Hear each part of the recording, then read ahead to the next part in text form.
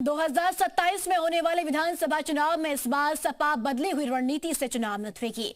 बड़े गठबंधन के साथ साथ संगठन को मजबूत करने के लिए छोटे दलों पर फोकस भी होगा। सपा ने उत्तर प्रदेश में छोटे दलों और सामाजिक संगठनों को साथ लाने की विशेष रणनीति तैयार की है।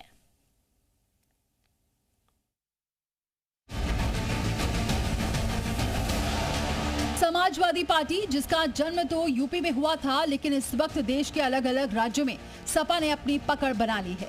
पिछले करीब 8 सालों से यूपी में विपक्ष में बैठी समाजवादी पार्टी 2027 में सत्ता की कुर्सी पर फिर से कब्जा जमाना चाहती है और इसके लिए पार्टी ने विशेष रणनीति तैयार की है। इस बार सपा सिर्फ कांग्रेस या क्षेत्रीय दिग्गजों के साथ गठबंधन तक सीमित नहीं रहना चाहती, बल्कि पार्टी के रणनीतिकारों ने जमीनी हकीकत को ध्यान में रखते हुए छोटे लेकिन प्रभावशाली राजनीतिक और सामाजिक संगठनों को जोड़ने की ठोस योजना बनाई है। गाजियाबाद की अपनी जिंदगी, अपना दल और कानपुर की राष्ट्रोदय पार्टी जैसे छोटे दलों से लगातार संवाद जारी है। पार्टी सूत्रों के अनुसार इन दलों की पकड़ अपने अपने क्षेत्रों में अच्छी रही है और इनके माध्यम से सपा उन वोट बैंक तक पहुंचना चाहती है जो अब तक उससे दूर रहे हैं।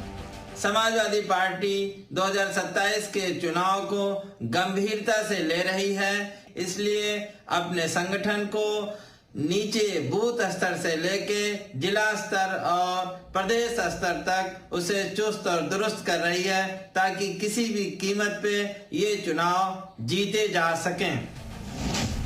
प्रदेश के अलग अलग हिस्सों में स्थानीय स्तर पर सक्रिय भारतीय मानव समाज पार्टी, पिछड़ा दलित विकास महासंघ, गांधीयन पीपुल्स पार्टी, राष्ट्रीय भागीदार पार्टी, अति पिछड़ा समाज महासभा, राष्ट्रीय भागीदार party, consumer protection and right council आदि संगठनों के प्रतिनिधि पिछले दिनों सपा अध्यक्ष अखिलेश यादव से मुलाकात भी कर चुके हैं।